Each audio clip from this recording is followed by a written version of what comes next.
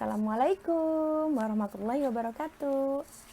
Bertemu lagi dengan saya, Sri Reni Anggraini. Kita akan belajar tentang sejarah Indonesia. Bagaimana kabarnya hari ini anak-anak? Semoga sehat selalu ya. Yang sakit semoga segera disembuhkan, disehatkan kembali. Yang sehat semoga dikuatkan dalam keadaan kita, dunia yang sekarang ini. Kita semoga berada dalam lindungan Allah Subhanahu wa taala selalu ya. Harus tetap di rumah saja, berkarya dari rumah, belajar dari rumah. Kemudian Ibu akan menyampaikan materi tentang peran dan nilai-nilai perjuangan Bung Karno dan Bung Hatta sebagai proklamator serta tokoh-tokoh lainnya di sekitar proklamasi. Nah, ini yang perlu kita ketahui. Di sini ada dua option. Yang pertama itu peran tokoh proklamator, yang kedua itu peran tokoh lainnya. Peran tokoh proklamator itu apa saja sih? Siapa saja sih? Yang satu itu adalah Insinyur Soekarno. Nah, beliau merupakan Presiden pertama Republik Indonesia. Lahir di Blitar, Jawa Timur, pada tanggal 6 Juni tahun 1901. Kemudian beliau meninggal di Jakarta pada tanggal 21 Juni 1970. Masih dalam 1 bulan itu masih lahir dan meninggal itu dalam 1 bulan ya. Bung Karno itu merupakan tokoh pada masa perjuangan hingga masa kemerdekaan menjadi panutan bagi kita. Bahkan sampai saat ini, sampai detik ini, Bung Karno selalu menjadi panutan bagi para pemimpin-pemimpin negara. Karena Bung Karno itu dulu sangat disegani oleh para pemimpin-pemimpin luar. Dari wibawanya, dari cara berpikirnya, kepemimpinannya. Selanjutnya, apa saja sih peranan Bung Karno itu? Yang pertama itu, Bung Karno menyusun konsep teks proklamasi di rumah Laksamana Tadasi Maeda bersama Bung Hatta dan Ahmad Subarjo. Ahmad Subarjo itu siapa sih? Nanti akan Ibu bahas di peran tokoh lainnya. Jadi sebelum teks proklamasi dijadikan naskah itu berupa tulisan tangan Bung Karno yang disusun oleh Bung Hatta, Bung Karno, dan Ahmad Subarjo. Selanjutnya, Bung Karno juga menandatangani teks proklamasi atas nama bangsa Indonesia bersama Bung Hatta. Dan yang terakhir, Bung Karno membaca teks proklamasi kemerdekaan Republik Indonesia di kediamannya di Jalan Pegangsaan Timur nomor 56 Jakarta. Karena saking tidak ada persiapannya, bahkan teks proklamasi harus dibacakan di rumah. Dengan tergesa-gesa, keadaan yang memang kurang persiapan. Selanjutnya, kita masuk ke yang kedua, tokoh proklamator Dr. Andes Muhammad Hatta. Beliau merupakan wakil presiden, juga Bapak Koperasi Indonesia. Dr. Andes Haji Muhammad Hatta, yang populer dengan Bung Hatta, lahir di Bukit Tinggi, Sumatera Barat pada tanggal 12 Agustus tahun 1902. Kemudian beliau wafat di Jakarta pada tanggal 14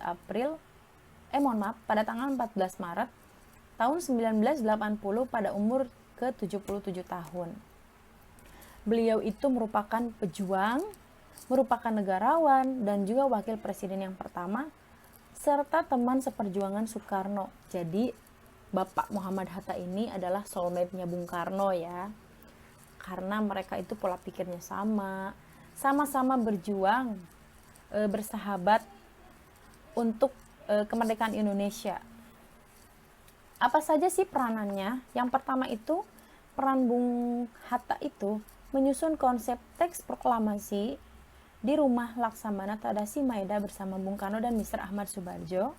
Kemudian beliau juga menandatangani teks proklamasi atas nama bangsa Indonesia bersama Bung Karno.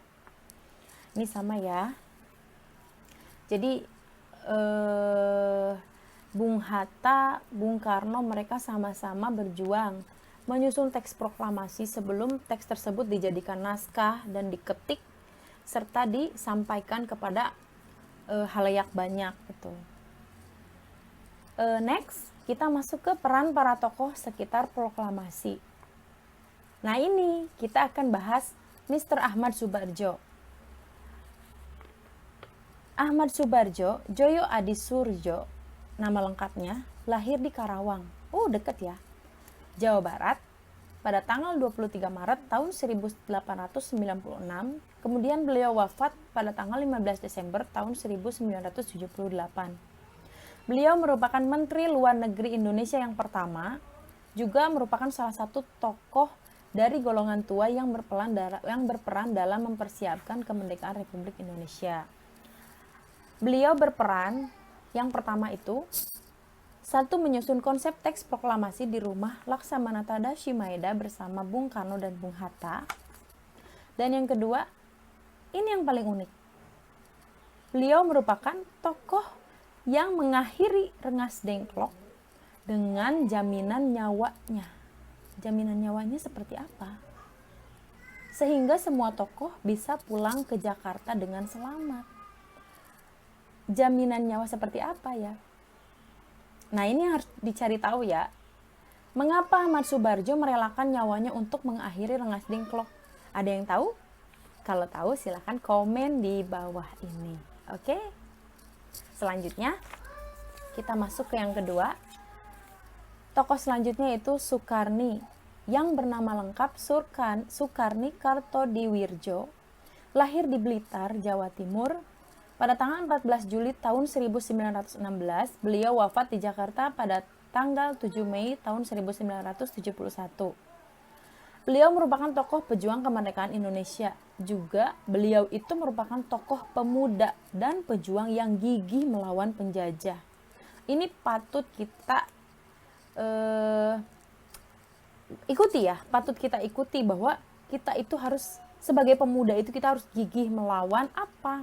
Kalau kita sekarang tidak ada melawan penjajah, tapi kita melawan masa depan kita. Kita mau jadi apa? Kemudian jalan menuju masa depan, proses menuju masa depan itu.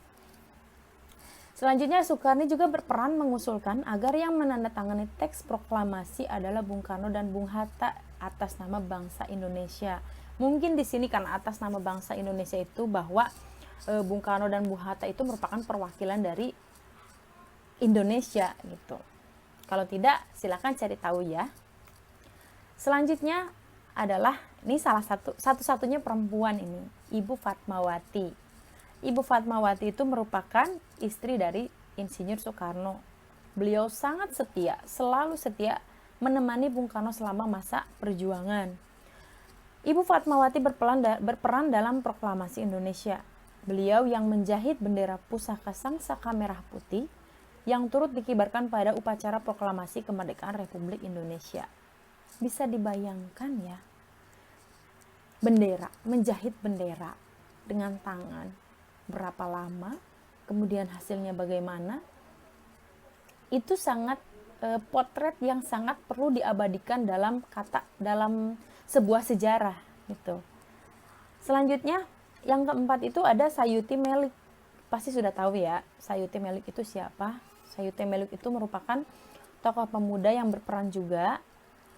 Beliau juga berperan dalam mengetik naskah proklamasi. Nah, jadi setelah naskahnya ditulis tangan oleh Bung Karno, kemudian disempurnakan menjadi sebuah naskah yang sudah diketik oleh Sayuti Melik.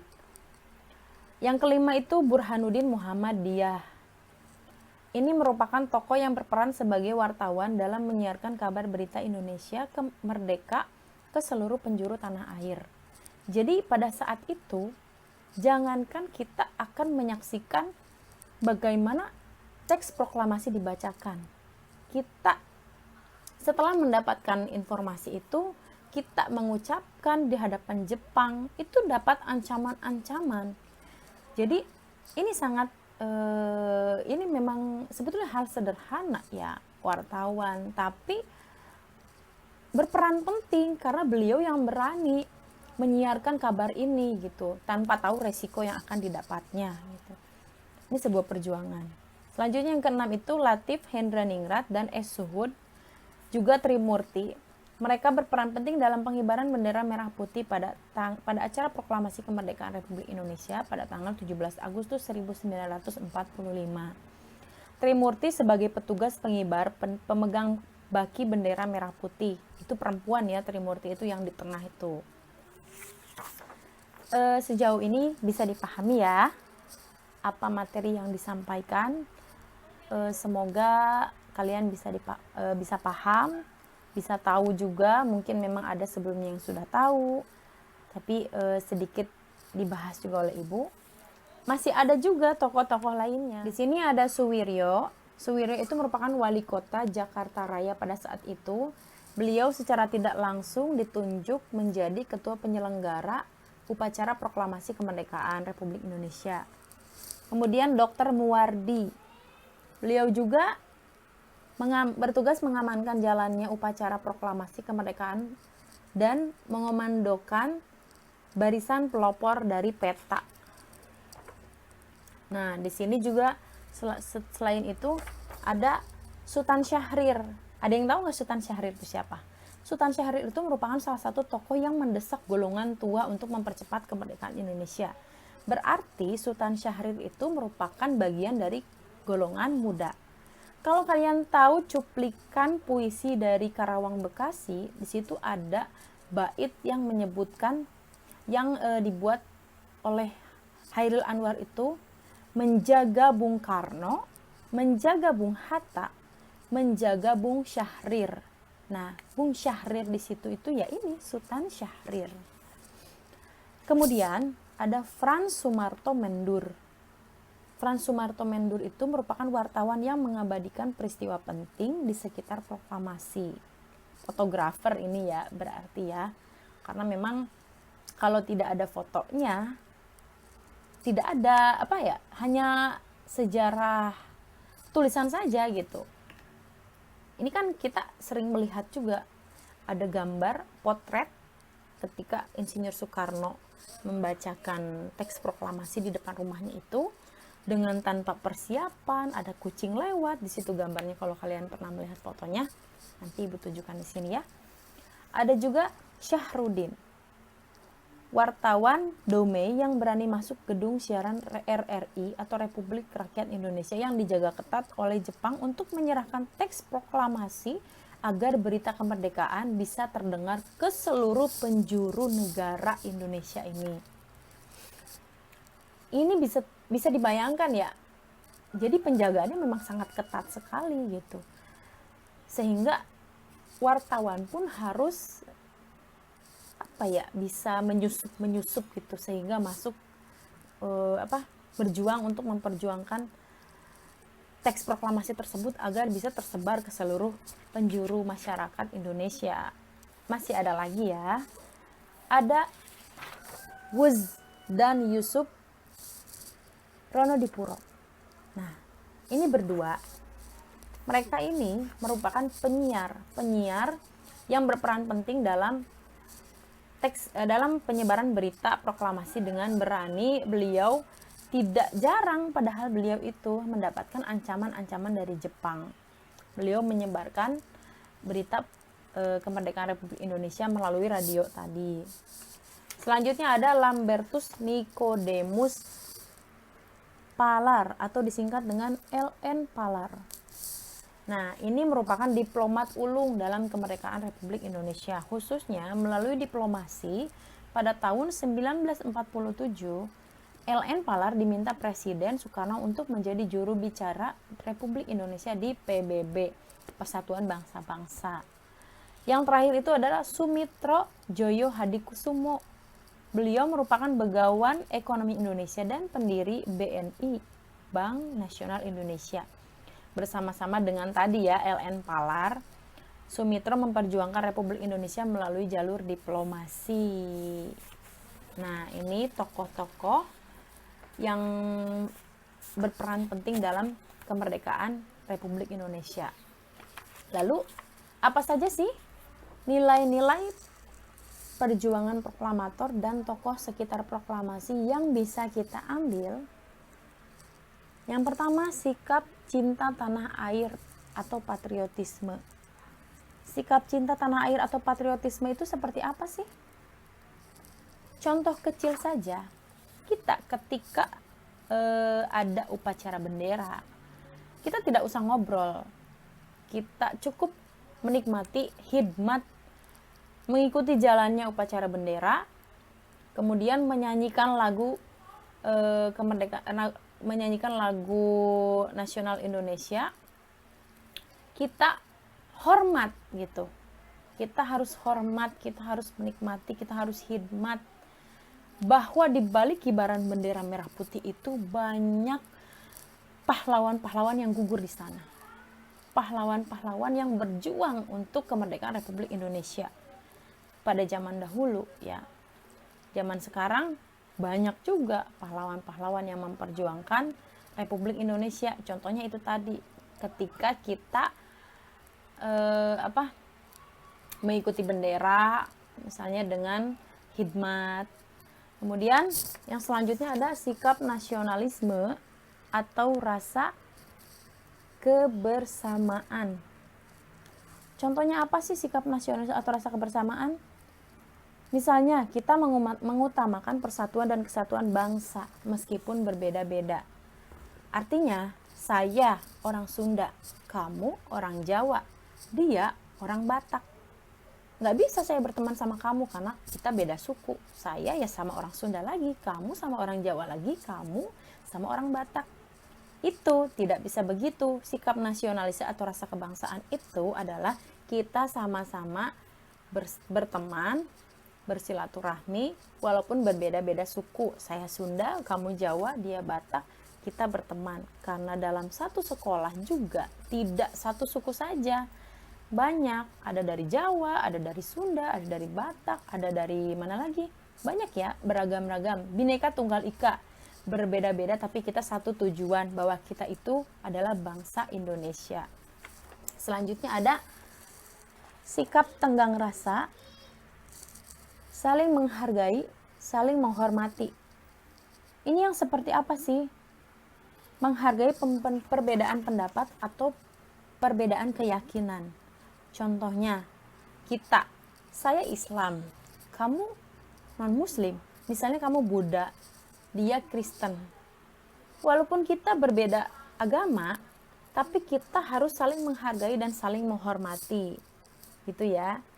Jadi, jangan saling memecah belah persatuan. Itu bisa merusak gitu bangsa Indonesia. Kemudian selanjutnya ada sikap bertanggung jawab dan perasaan senasib sepenanggungan. Perasaan senasib sepenanggungan ini berkaitan dengan keadaan kita sekarang. Adanya COVID-19 itu sangat berpengaruh terhadap kehidupan kita.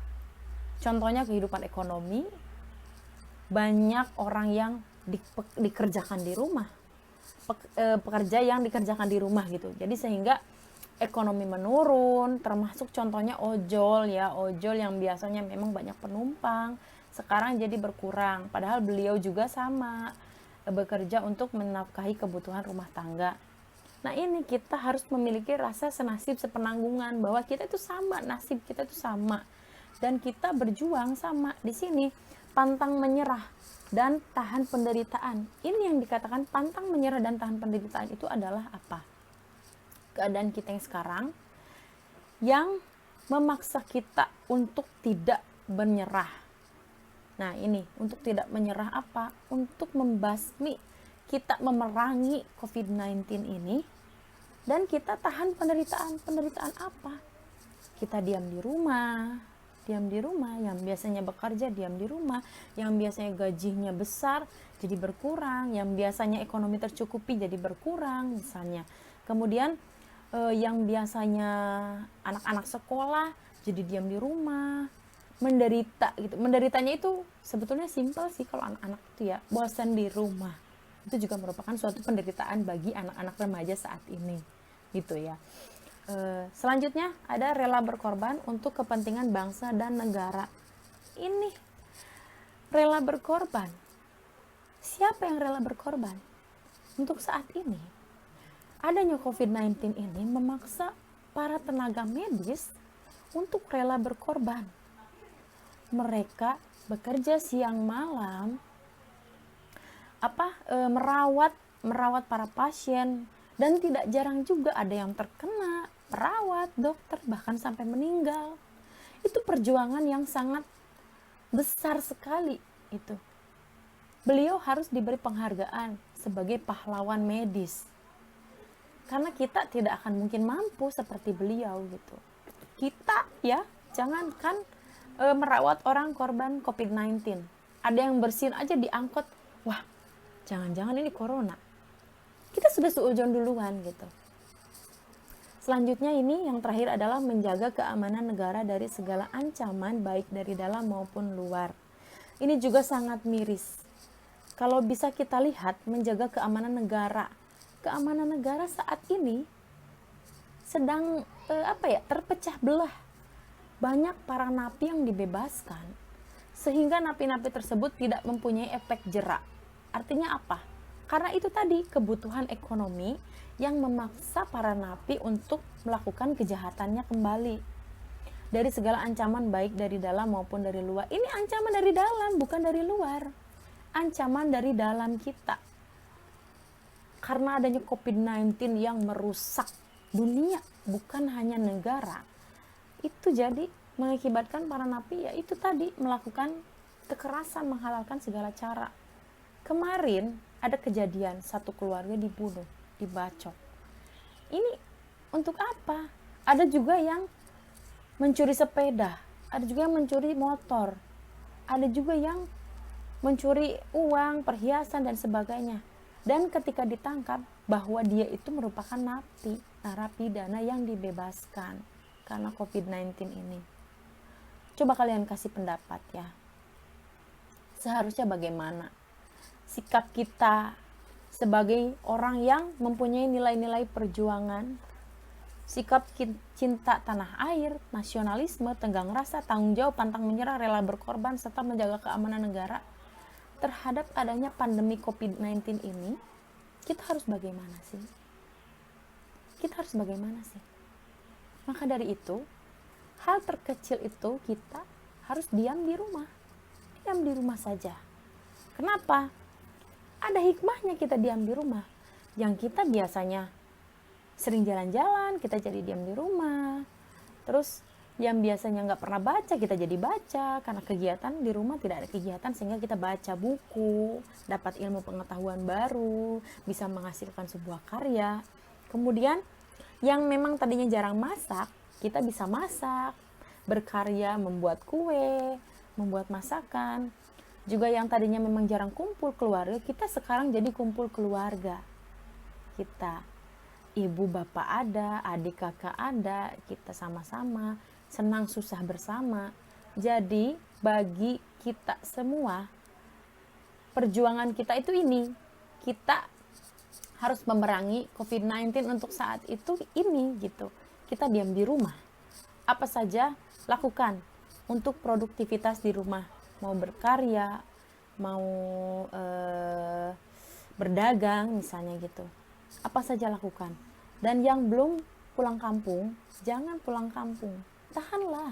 Rindu itu berat, tahu kata si Dilan juga. Tapi demi kebaikan, ya, demi kebaikan untuk menyetop penyebaran virus corona ini agar tidak terlalu berlarut-larut.